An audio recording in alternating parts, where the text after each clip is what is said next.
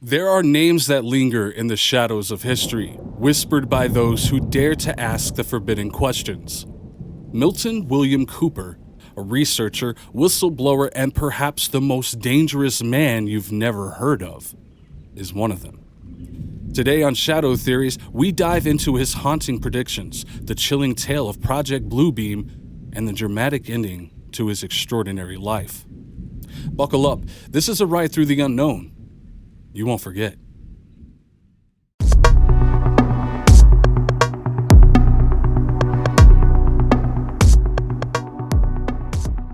Hey there, truth seekers. Welcome to Shadow Theories, the channel where we dive headfirst into the murky waters of conspiracy theories and the unexplained. And today, we're talking about William Cooper, the man who connected the dots that no one else could see. From predicting the 9/11 attacks to warning us about mind-bending government tech like Project Bluebeam. Cooper's story? Stuff of legend. But it doesn't end there, because how he lived was as jaw-dropping as how he died. Let's get started. Well, you sure know how to make me feel very humble. Thank you so much. I think one of the biggest misconceptions in this country is what this country is all about, who founded it, for what purpose, and most specifically, what it is that we're all looking for. I'm going to try to clarify some of those, and in doing it, as always happens, someone's going to be angry with my definition of some of these things. Born in 1943, Milton William Bill Cooper was a decorated U.S. Navy veteran who claimed to have access to classified information during his service. Now, this information, he alleged, pointed to a sinister global agenda involving extraterrestrial life, secret societies, and government mind control. Because when I'm here, I'm just Bill Cooper. I'm talking to you from my heart. When I'm on the radio, I am on a mission. And that mission is to slap people upside the head and wake them up and even make them hate me, if that's what it takes to get them to go examine what I'm telling them to find out that it's right.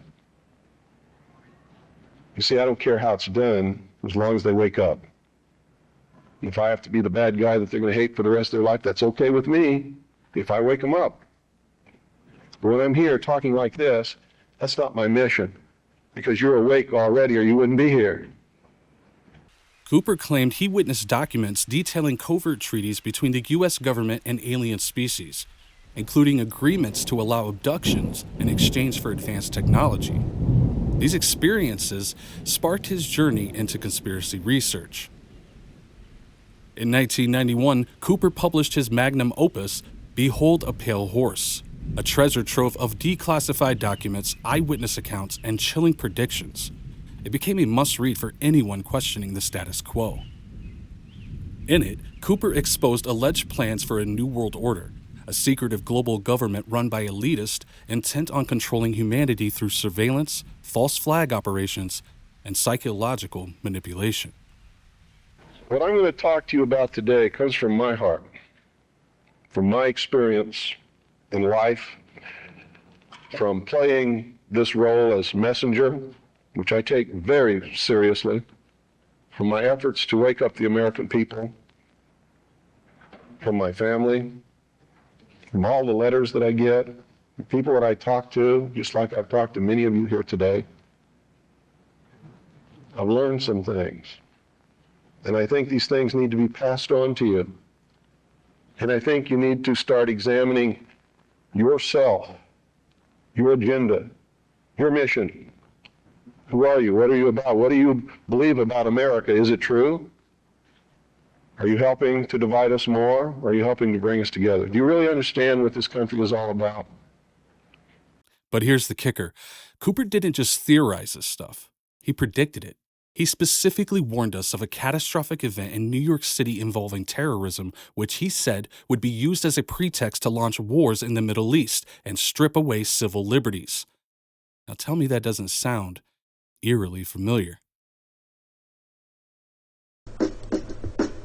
And now we're being bombarded with messages that Osama bin Laden is planning to attack the United States of America and Israel. And I'm telling you, be prepared for a major attack. But it won't be Osama bin Laden. It will be those behind the New World Order who once again want to take the guns and the freedom away from the American people, because we're the only ones left in the world who can oppose the destruction of freedom in the world and the implementation of a one-world totalitarian socialist government, and that is the goal. Now, how stupid can you be? Now, this was in June 2001, just months before the 9/11 attacks. Coincidence? Or did Cooper just know too much? One of Cooper's most provocative discussions was about Project Bluebeam, a theory popularized by Canadian journalist Serge Monest. The concept? It's as wild as it is terrifying.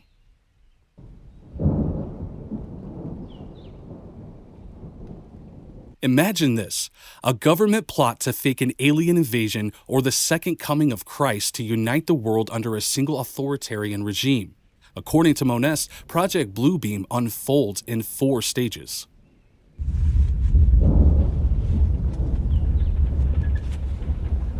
Stage 1, artificial earthquakes. These would unearth supposed ancient discoveries, discrediting existing religions and laying the groundwork for new beliefs. Stage 2, a massive global light show. Advanced holograms of deities would appear in the skies worldwide, tailored to each religion's dominant faith, culminating in the emergence of a unifying Antichrist figure. Holy crap. Stage 3, direct mind control. Through low-frequency waves, people would hear the voice of God in their head, convincing them to follow this new world religion. Stage 4, fake supernatural events. Think alien abductions, miraculous healings, and apocalyptic scenarios, all staged to manipulate humanity into accepting a new world order. This stuff is crazy. Okay, let's pause for a second. Can you imagine waking up to Jesus in the sky? Only to realize it's a government hologram? Wild, right? But something like this might not be as far-fetched as it sounds. Remember, this theory came out way before drones and deepfakes were even a thing.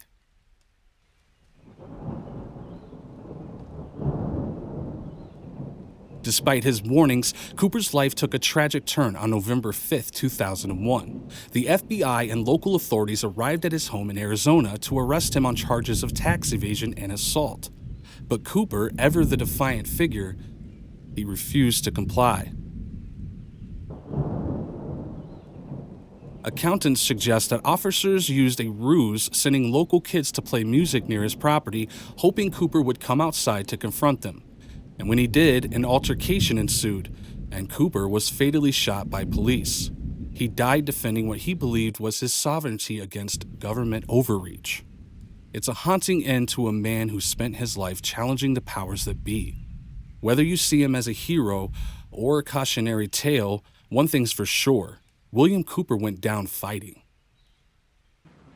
You shouldn't do things that upset other people, because that's what Jesus spent his whole life doing. He threw the money changers out of the temple. Don't you think that made some people angry? Don't you think it was rude to walk up to somebody's place of business, smack them in the mouth, grab their table, and throw it out the door? What about the time he cursed the fig tree?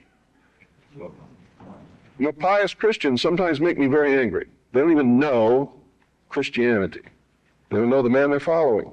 He was a revolutionary. He was a dangerous man. And by God, so am I. Cooper's ideas continue to resonate with those questioning authority.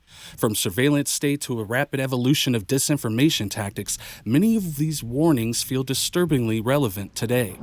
But his story also serves as a reminder that truth-seeking comes with consequences. And so should you be. This country was founded by dangerous men. And the moment the people in this country cease to be dangerous men, it's going to be the day we cease to have a country.